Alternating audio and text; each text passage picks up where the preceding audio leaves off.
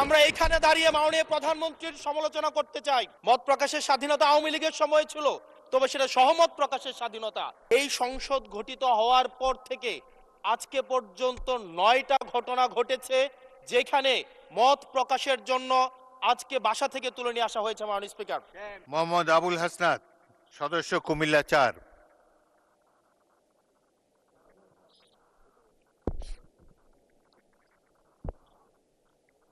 ধন্যবাদ মাননীয় স্পিকার। আপনার সময় হলো 7 মিনিট। ধন্যবাদ মাননীয় স্পিকার। আমার সিরিয়াল অনেক পিছনে ছিল, যদিও আমি আজকে এই সংসদে আমরা অনেক ত্যাগ তিতিক্ষা, আমরা সবার কাছে অনেকের সংগ্রামের কথা শুনি, তারা অনেক লড়াইয়ের মধ্য দিয়ে আজকে এই সংসদটি আমাদের প্রজন্মের জন্য, আসলে আমরা আজকে যা কাজ করছি না কেন সেগুলো হচ্ছে আমাদের প্রজন্মের জন্য। আপনারা যে কাজগুলো করছেন, যে দায়িত্বটা নিয়েছেন, এই দায়িত্বের ফলভোগী বা সুবিধাভোগী কিন্তু আমাদের এই প্রজন্ম। মাননীয় স্পিকার, আমরা খুব আশাহত হই যখন এই সংসদ এত রক্ত, এত লড়াই, এত ত্যাগের পরে আজকে যখন এই সংসদটি গঠিত হয়েছে, কিন্তু এই সংসদ আবার আগের যেই ভিশিয়াস সাইকেল, দোষারোপের যেই সাইকেল, একজনকে বিভিন্ন ট্যাগিংয়ের যেই সাইকেল, মত দমনের নামে, বিরোধী মত দমনের নামে মামলার যেই সাইকেল, আমরা সেইখানে আবার চলে গিয়েছি। ক্যাম্পাসগুলো আবার আনরেস্টের দিকে যাচ্ছে, অস্থিতিশীল পরিবেশ সৃষ্টি হচ্ছে, বিরোধী দল মত দমনের জন্য মামলা করা হচ্ছে, প্রতিমন্ত্রীকে ফেসবুকে লেখার কারণে বাসা থেকে তুলে নিয়ে আসা হচ্ছে, হুইপকে সমালোচনা করলে বাসা থেকে তুলে নিয়ে আসা হচ্ছে। আবার আমরা আগের সংস্কৃতিতে আমরা চলে যাচ্ছি, যেখানে মাননীয় প্রধানমন্ত্রী নিজে কার্টুন শেয়ার করে বিভিন্ন স্যাটায়ার, বিভিন্ন মকারিকে প্রমোট করছে, বিরোধী মতকে প্রমোট করছে। সেইখানে এই সংসদ গঠিত হওয়ার পর থেকে আজকে পর্যন্ত 9টা ঘটনা ঘটেছে যেখানে মত প্রকাশের জন্য আজকে বাসা থেকে তুলে নিয়ে আসা হয়েছে। মাননীয় স্পিকার, আমরা মত প্রকাশের স্বাধীনতা চাই। মত প্রকাশের স্বাধীনতা আগেও ছিল, মত প্রকাশের স্বাধীনতা আওয়ামী লীগের সময় ছিল, তবে সেটা সহমত প্রকাশের স্বাধীনতা। আমরা এই পার্লামেন্টের পরে আমরা শুধুমাত্র মত প্রকাশের স্বাধীনতা নয়, আমরা দ্বিমত প্রকাশের স্বাধীনতা চাই। আমরা এখানে দাঁড়িয়ে মাননীয় প্রধানমন্ত্রীর সমালোচনা করতে চাই। আমরা নির্ভয়ে ফেসবুকে আমরা ব্যাকস্পেস ব্যবহার করতে চাই না, কিন্তু আবার একটা ভয়ের পরিবেশ সৃষ্টি করা হচ্ছে, আবার একটা আতঙ্কের পরিবেশ সৃষ্টি করা হচ্ছে। আমরা দেখলাম সিলেক্টিভ এক ধরনের বিরোধিতার পরিবেশ তৈরি করা হচ্ছে। আমাদের সমাজের যারা গ্রহণযোগ্য এক ধরনের পলিটিক্যালি এলিট শ্রেণীর নারীদেরকে নিয়ে যখন সমালোচনা করা হয়, তখন সেটাকে নারীদের বিরুদ্ধে এটাকে বিবেচনা করা হয়।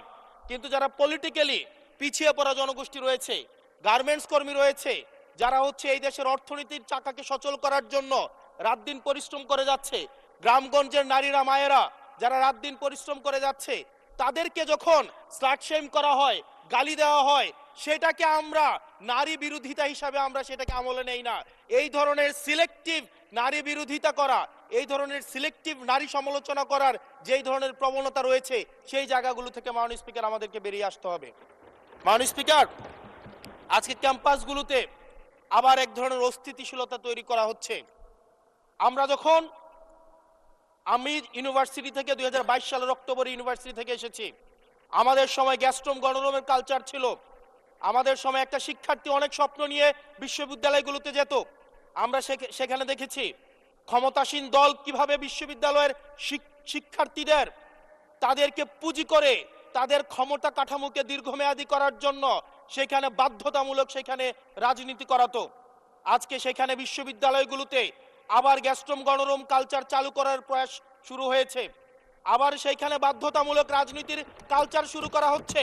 আমরা দেখেছি ক্ষমতাসীন যারা রয়েছে তারা তাদের সন্তানদেরকে বিদেশে রেখে নিরাপদ ভবিষ্যৎ নিশ্চিত করে, আর মধ্যবিত্ত সন্তানরা যাদের বাবা মায়েরা কলকারখানায় কাজ করে, যাদের বাবারা রেমিটেন্স যোদ্ধা, যাদের বাবারা কষ্ট করে তাদের সন্তানদেরকে বিশ্ববিদ্যালয়ে পাঠায়, তাদের সন্তানদেরকে ক্ষমতালোভী রাজনীতিবিদরা তাদের সন্তানদেরকে ব্যবহার করে তাদের ক্যারিয়ারে ঝুঁকিতে ফেলে তাদের গদি বা পাটাতন শক্ত করার জন্য নিজের সন্তানের ভবিষ্যৎকে বিদেশে রেখে নিরাপদে রাখে, আর পরের সন্তানের ভবিষ্যৎকে নিয়ে ছিনিমিনি খেলে। মাননীয় স্পিকার, আমরা এই সংস্কৃতির পরিবর্তন চাই।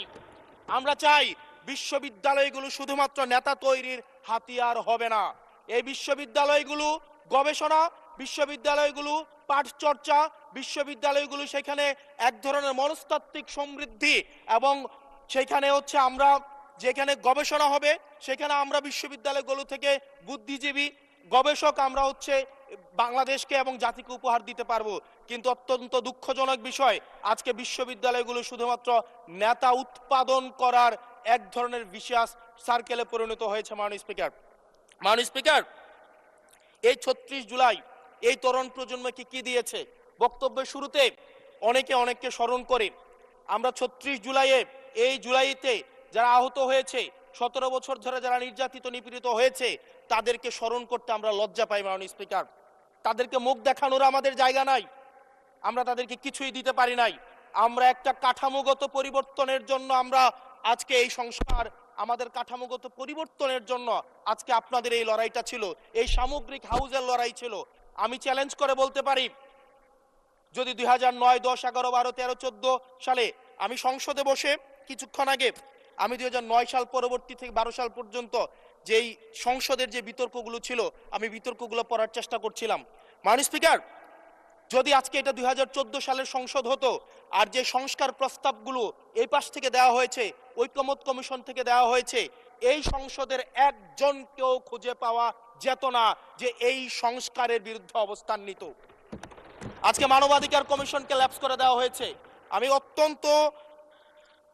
মানবাধিকার কমিশনকে ল্যাপস করা হয়েছে, বারবার করে বলা হচ্ছে আরো শক্তিশালী ভাবে হচ্ছে মানবাধিকার কমিশন নাকি উত্থাপন করা হবে। আজকে পুলিশ সংস্কার কমিশন, আজকে অর্ডিন্যান্স সেখানে বাতিল করে দেওয়া হয়েছে, বলা হচ্ছে আরো পুনর্বিবেচনা সাপেক্ষে সেখানে হচ্ছে এই সংসদ উত্থাপন করা হবে। মাননীয় স্পিকার, যদি সেটাকে সংসদ, সবকিছুই তো সংশোধনের মধ্য দিয়ে যাচ্ছে, যদি এটা নিয়তটা যদি সহি থাকতো, ওয়েল ইন্টেনশন যদি থাকতো, এই অর্ডিন্যান্সটাকে এখানে গ্রহণ করে পরবর্তীতে কিন্তু সংশোধন করা যেত। মাননীয় স্পিকার, মাননীয় সদস্য, আপনার সময় 2 মিনিট বাড়িয়ে দেওয়া হলো, 2 মিনিটে শেষ করুন। Thank you. মাননীয় স্পিকার, আজকে সরকারি দল, বিরোধী দল, এই সরকারি দল এবং বিরোধী দল একটা আপেক্ষিক বিষয়। আপনারা এই পাশে ছিলেন, এখন সময়ের পরিক্রমায় পাশে গিয়েছেন, আমরা এই পাশে আছি। যদি জনগণ চায়, আমরা যদি মানুষের ম্যান্ডেট নিয়ে এগিয়ে যেতে পারি, তাহলে সময়ের পরিবর্তনে এই সিট পরিবর্তন হবে। আমি আপনাদের সবাইকে আহ্বান জানাবো, প্রজন্মের ভাষাকে অনুধাবন করার চেষ্টা করুন। এটা আমি আমার নিজেকেও বলবো, প্রজন্মের ভাষাকে পড়ার চেষ্টা করুন।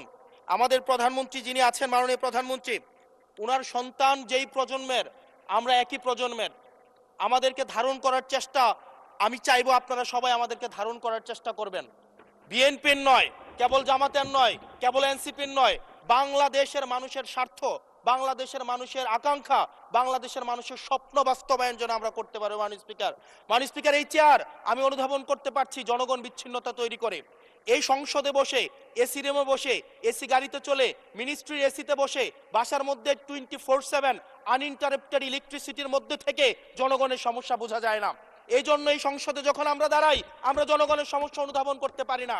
আমরা এই সংসদে বসে যদি আমরা লোডশেডিং এ আমরা খুঁজি, এই সংসদে বসে লোডশেডিং পাওয়া যাবে না, এই সংসদে বসে জনগণের সমস্যা পাওয়া যাবে না, এই সংসদে বসে সবকিছুকেই, মাননীয় স্পিকার, আমরা যে এই বাংলাদেশের সবচেয়ে সুবিধাভোগী মানুষের মধ্যে এই সংসদে যারা বসে আছি, বাংলাদেশের সবচেয়ে ফেসিলিটেড মানুষের মধ্যে আমরা অন্যতম। মাননীয় স্পিকার, আমাদের জনগণের কাছে যেতে হবে, জনগণের আশাগুলোকে, সময়গুলোকে, স্বপ্নগুলোকে আমরা রাজনৈতিক ভাষার মধ্য দিয়ে, কর্মসূচির মধ্য দিয়ে সেগুলোকে বাস্তবায়নের জন্য আমাদের সবাইকে সমন্বিতভাবে, ঐক্যবদ্ধভাবে কাজ করার প্রয়াস আমাদেরকে থাকতে হবে।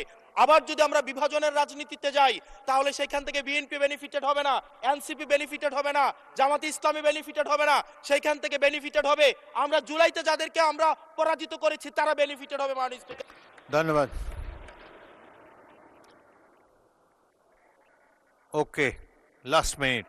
সেজন্য আজকে এই সংসদে আমাদের একটা ন্যাশনাল এগ্রিমেন্টের দিকে যেতে হবে। আমরা পলিসির জায়গায় আমাদের বিরোধিতা থাকবে, পলিসির জায়গায় আমরা ডিসএগ্রিমেন্ট এগ্রিমেন্টের মধ্যে থাকবো, কিন্তু আমাদের একটা রেড লাইন টানা উচিত। এই লাইনটা আমরা ক্রস করব না। আমরা যখন শুনতে পাই যে একটা রাজনৈতিক দলকে নির্মূল করার আহ্বান একটা সরকার দল থেকে আসে, সেই বাংলাদেশে আমরা মাননীয় স্পিকার ফিরতে চাই না। মাননীয় স্পিকার, আমরা এখানে আমরা কনস্ট্রাকটিভ ভাবে পলিসির জায়গা থেকে আমরা আর্গিউ করব, আমরা এগ্রি করব, আমরা ডিসএগ্রি করব, কিন্তু মাননীয় স্পিকার নির্মূলের রাজনীতি, বিনাশের রাজনীতি, দমনের রাজনীতি, পীড়নের রাজনীতি যদি আমরা বাংলাদেশে আবার পরিচয় করাই, ইন্ট্রোডিউস করাই, সেইখান থেকে এই সংসদের কেউ বেনিফিটেড হবে না। বেনিফিটেড হবে আমাদের সবচেয়ে বেশি যারা আমাদের এই বাংলাদেশটাকে ঝুঁকির দিকে ঠেলে দিয়েছে, সেই অপশক্তি হচ্ছে মাননীয় স্পিকার বেনিফিটেড হবে। সেজন্য আমরা ঐক্যবদ্ধভাবে ধন্যবাদ। বাংলাদেশটাকে বিনির্মাণ করি। ধন্যবাদ মাননীয় সদস্য।